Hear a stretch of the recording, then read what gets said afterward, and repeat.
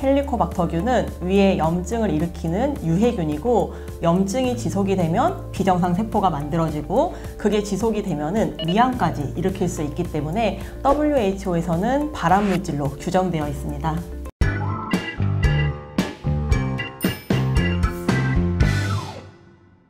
안녕하세요. 하이닥 건강전문 아나운서 오다인입니다. 우리나라가 전 세계 위암 발생률 1위라는 사실 많은 분들이 알고 계실 텐데요. 그만큼 위 건강에 관심을 가질 수밖에 없습니다. 오늘은 위암 발병의 중요한 원인 중 하나인 헬리코박터균에 대해 알아볼 텐데요. 헬리코박터균이 무엇인지, 어떻게 감염되고 치료 방법은 무엇인지 구이베스트넷과 김인영 대표 원장님과 함께 자세한 이야기 나눠보겠습니다. 원장님 안녕하세요. 네, 안녕하세요. 네, 원장님 시청자분들께 소개 부탁드립니다. 네, 안녕하세요. 저는 내과 전문의, 소화기 내시경 세부 전문의 김인영이라고 합니다.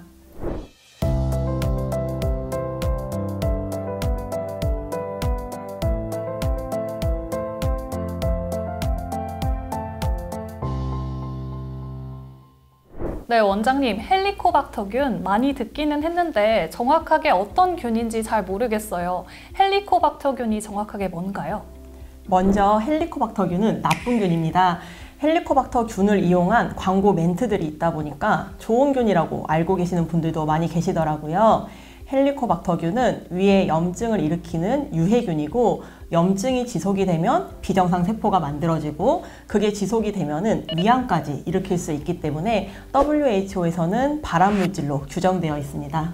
네, 헬리코박터균에 감염됐더라도 증상이 없는 경우가 많다고 들었는데요. 헬리코박터균에 감염이 됐는지 어떻게 알 수 있을까요? 제일 먼저 위내시경을 통해서 알 수 있습니다.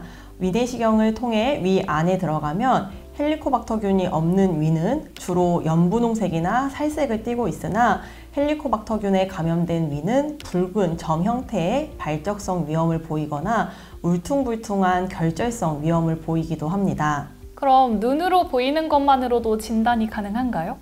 아니요. 눈을 통해 보이는 것은 예측할 수 있고, 진단을 위해서는 조직검사를 통해서 균을 확인해야 됩니다.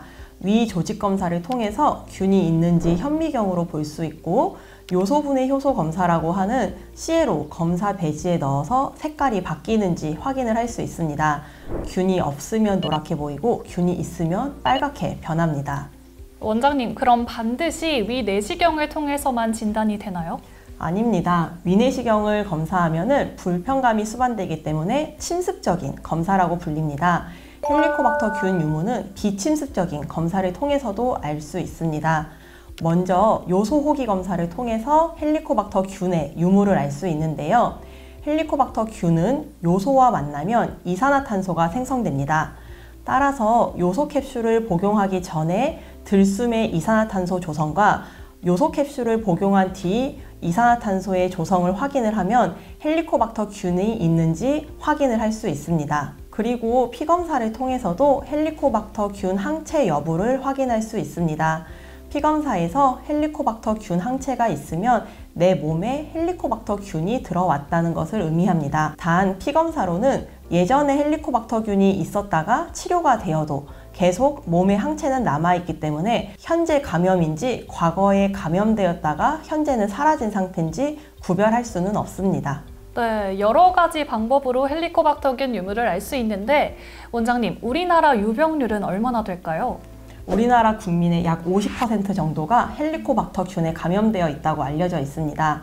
나라별로 각기 다른 유병률을 보이는데요. 북유럽이나 캐나다, 미국은 10에서 30% 정도로 좀 낮은 편인데, 남미나 나이지리아는 80~90% 비율로 우리나라보다 감염 비율이 좀 높습니다. 헬리코박터균은 엄마 뱃속에서 태어날 때 목에 유전이 된다는 이야기도 있고, 위액이 역류하면서 침을 통해서도 전파가 될 수 있는데, 우리나라는 소주잔을 돌려 마시거나 음식을 나눠 먹는 문화가 있기 때문에 다른 나라보다 유병률이 높은 이유라고 생각됩니다. 헬리코박터균에 감염됐을 때 무조건 치료를 해야 할까요? 또 치료를 하더라도 의료보험 대상이 되는지 궁금하신 분들 많으실 것 같아요. 보험 기준은 또 어떻게 될까요? 우리나라에서 정한 헬리코박터 제균치료 보험 기준은 크게 4가지입니다. 첫 번째로 위내시경에서 위궤양이나 십이지장 궤양이 보인 경우입니다. 두 번째로는 말트림프종이라고 위암의 일종이 진단된 경우, 세 번째로는 조기 위암이나 위선종이 진단되어 내시경적 절제술을 받은 경우, 마지막으로는 피검사에서 혈소판 감소증이 진단된 경우입니다. 헬리코박터균 제균 치료 약값이 보험되는 경우는 이렇게 4가지 경우인데요. 실제 진료 현장에서는 이런 4가지 경우 이외의 상황이 많기 때문에 무조건 다 치료를 하지는 않습니다. 네, 그럼 헬리코박터균 치료 방법은 어떻게 되나요? 네, 먹는 항생제로 7일에서 14일 정도 치료를 합니다. 1차 치료 성공률은 약 85% 정도인데 1차 치료에 실패하면은 2차 치료, 3차 치료까지 할 수도 있습니다. 이렇게 실패하는 이유는 항생제 내성 때문입니다. 그럼 제균 치료 말고 자연 치료도 될까요? 사실 자연 치료는 거의 되지는 않습니다. 오히려 헬리코박터균이 있었던 위에서 치료를 안 하게 됐을 때 위궤양이 생기거나 위암으로 진행되는 케이스를 가끔 봅니다. 간혹 제균 치료를 안 했는데 저절로 사라지는 경우도 있거든요. 그런 경우에는 폐렴 등으로 항생제 치료를 하면서 헬리코박터균도 같이 치료가 된 거라고 생각을 합니다. 원장님, 치료할 때 주의할 점이 따로 있을까요? 가장 중요한 거는 약을 먹을 때 중단하지 말고 꾸준히 복용을 하는 겁니다.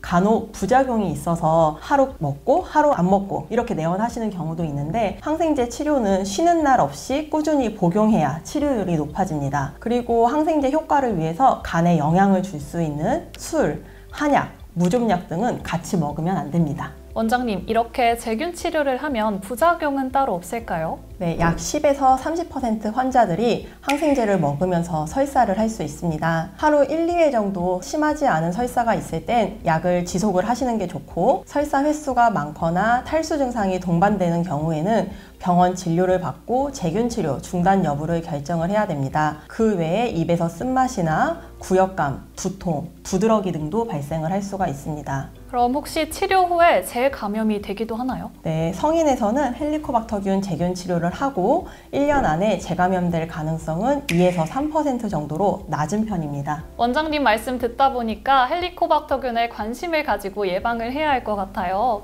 감염 예방 방법이 있을까요? 아까 앞에서 얘기했듯이 우리나라는 찌개 등을 함께 먹고 술잔을 돌리는 문화가 있기 때문에 이런 식습관 문화를 개선을 하면 헬리코박터균 감염을 예방하는 데 도움이 될 수 있을 거라고 생각합니다.